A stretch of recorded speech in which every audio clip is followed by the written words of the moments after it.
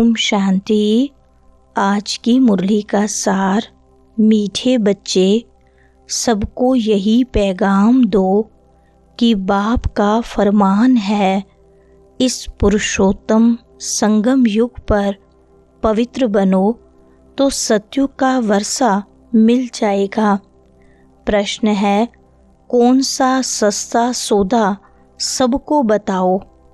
उत्तर है, इस अंतिम जन्म में बाप के डायरेक्शन पर चल पवित्र बनो तो 21 जन्मों के लिए विश्व की बादशाही मिल जाएगी। यह बहुत सस्ता सौदा है। यही सौदा करना तुम सबको सिखलाओ। बोलो, अब शिव बाबा को याद कर पवित्र बनो तो पवित्र दुनिया का मालिक बनेंगे। सुनते हैं मुख्य पॉइंट्स। पहले पॉइंट, भारत में जब सतयुग था तो देवी देवता पवित्र थे। जरूर उन्होंने कोई प्राप्ति की होगी स्वर्ग के लिए। स्वर्ग की स्थापना करने वाले बाप बगैर कोई भी प्राप्ति करा न सके। पतित पावन बाप ही पतितों को पावन बनाए, पावन दुनिया का राज्य देने वाला है। सौदा कितना सस्ता देते हैं। सिर्फ कहते हैं, यह तुम्हारा अंतिम जन्म है। जब तक मैं यहाँ हूँ पवित्र बनो। मैं आया हूँ पवित्र बनाने। तुम इस अंतिम जन्म में पावन बनने का पुरुषार्थ करेंगे तो पावन दुनिया का वर्षा लेंगे। दूसरी पॉइंट, बच्चों को कल्याण लिए खर्चा तो करना ही है। खर्चे बगैर राजधानी स्थापन नहीं हो सकती। अभी लक्ष्मी नारायण की राजधानी स्थापन हो रही है। बच्चों को पवित्र जरूर बनना है। मनसा वाचा कर्मणा, कोई भी उल्टा सुल्टा काम नहीं करना है। देवताओं को कभी कोई खराब ख्याल भी नहीं आता। मुख से ऐसा कोई वचन नहीं निकलता।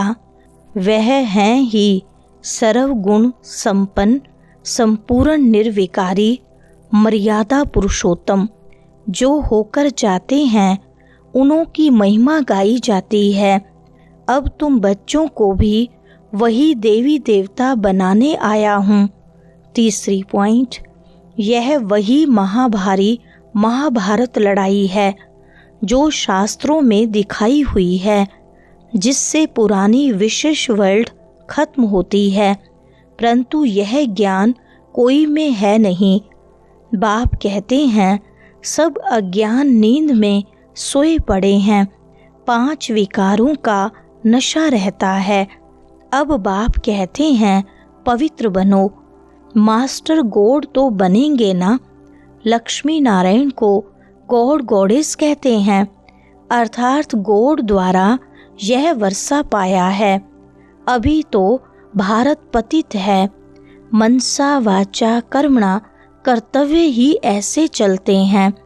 कोई भी बात पहले बुद्धि में आती है, फिर मुख से निकलती है। कर्मणा में आने से विकर्म बन जाता है। चौथी पॉइंट, अब बाप कहते हैं, बाकी जो आयु है पवित्र बनो। प्रतिज्ञा करनी है, पवित्र बन, और फिर मेरे साथ बुद्धि का योग भी लगाना है, जिससे तुम्हारे जन्म जन्मांतर के पाप भी कट जाएं। तब ही तुम 21 जन्म के लिए स्वर्ग के मालिक बनेंगे। बाप ऑफर करते हैं, यह तो समझाते रहते हैं कि इन द्वारा बाप यह वर्षा देते हैं। बाप कितना सौदा करते हैं। मृत्यु लोक का विनाश सामने खड़ा है। अमर लोक की स्थापना हो रही है। प्रदर्शनी मेला करते ही इसलिए हैं कि भारतवासियों का कल्याण हो। 5वीं पॉइंट, बाबा ने समझाया था, क्रिश्चियंस लोग अगर आपस में मिल जाएं तो सारी सृष्टि की राजाई ले सकते हैं, परंतु ला नहीं है। यह बॉम्ब्स हैं ही पुरानी दुनिया को खत्म करने के लिए। शिव बाबा का डायरेक्शन है, अब उस पर चलेंगे तो 21 जन्म के लिए पवित्र दुनिया में ऊंच पद पाएंगे। अब चाहे पुरुषार्थ करें या न करें, चाहे तो याद में रह औरों को रास्ता बताएं, चाहे न बताएं, प्रदर्शनियों द्वारा बच्चे बहुतों को रास्ता बता रहे हैं। अपना भी कल्याण करना है, सौदा बड़ा सस्ता है, जीवन ही पलट जाता है, ऐसे ऐसे विचार करना चाहिए। छठी पॉइंट, बाबा के पास समाचार आते हैं। राखी बांधने गए तो कोई ने कहा, इस समय जबकि तमोप्रधान दुनिया है, इसमें पवित्र रहना यह तो असंभव है। उन विचारों को पता नहीं पड़ता कि अभी संगम युग है, बाप ही पवित्र बनाते हैं। इनों का मददगार परम पिता परमात्मा है। उनको यह पता ही नहीं कि यहाँ भीति बहुत भारी है। पवित्र बनने से पवित्र दुनिया का मालिक बनना होता है। बाप कहते हैं, इन माया रूपी 5 विकारों पर जीत पाने से तुम जगत जीत बनेंगे, तो हम क्यों नहीं पवित्र बनेंगे। 7वें पॉइंट, यहाँ पॉइंट्स तो ढेर हैं। बाबा कहते हैं, आज तुमको गूढ़े पॉइंट समझाता हूँ, परंतु समझने वाले हैं सब पतित, इसलिए बड़ा युक्ति से समझाना है। जो सर्प भी मरे, लाठी भी न टूटे। बाप कहते हैं, चूहे से भी गुण उठाओ। चूहा काटता ऐसी युक्ति से है जो खून भी निकलता है, परंतु पता बिल्कुल नहीं पड़ता। तो बच्चों की बुद्धि में सब पॉइंट्स रहनी चाहिए। योग में रहने वालों को समय पर मदद मिलती है। हो सकता है सुनने वाला सुनाने वाले से भी जास्ती बाप का प्यारा हो, तो बाप खुद भी बैठ समझा देंगे। 8वें पॉइंट, अभी यह है ज्ञान की बातें। दिखाते हैं ज्ञान अमृत का कलश लक्ष्मी के सिर पर रखा है। वास्तव में कलश रखा है जगदम्बा पर, जो फिर लक्ष्मी बनती है। यह भी समझाना पड़े। सतयुग में एक धर्म एक मत के मनुष्य होते हैं। देवताओं की है ही एक मत। देवताओं को ही श्री कहा जाता है और किसको नहीं कहते। तो बाबा को ख्याल चल रहा था कि समझाने के लिए अक्षर थोड़े हों, पुरुषार्थ करने का टाइम ही यह है। यह तो बच्चे समझते हैं, हम बाप की माला के दाने बनते हैं। 9वीं पॉइंट, यह पढ़ाई कोई लंबी चौड़ी नहीं है, सिर्फ पवित्र रहना है। दैवी गुण भी धारण करने हैं। मुख से कभी पत्थर नहीं निकालने चाहिए। पत्थर फेंकने वाले पत्थर बुद्धि ही बनेंगे। रतन निकालने वाले ही ऊंच पद पाएंगे। तुम्हारा टाइम है पुरानी दुनिया को छोड़ने का।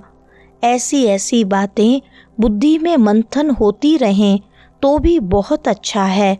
आगे चल पुरुषार्थ करते करते समय आता जाएगा, फिर घुटका नहीं आएगा। देखेंगे दुनिया भी आकर थोड़े टाइम पर रही है तो बुद्धि योग लगाना चाहिए। सर्विस करने से मदद भी मिलेगी। वरदान है, एवर रेडी बन। हर परिस्थिति रूपी पेपर में फुल पास होने वाले एवर हैप्पी भव। विस्तार है, जो एवर रेडी हैं उनों का प्रैक्टिकल स्वरूप एवर हैप्पी होगा। कोई भी परिस्थिति रूपी पेपर व प्राकृतिक आपदा द्वारा आया हुआ पेपर व कोई भी शारीरिक कर्म भोग रूपी पेपर आ जाए, इन सब प्रकार के पेपर्स में फुल पास होने वाले को ही एवर रेडी कहेंगे। जैसे समय किसके लिए रुकता नहीं, ऐसे कभी कोई भी रुकावट रोक न सके। माया के सूक्ष्म व स्थूल विघ्न 1 सेकंड में समाप्त हो जाएं, तब एवर हैप्पी रह सकेंगे।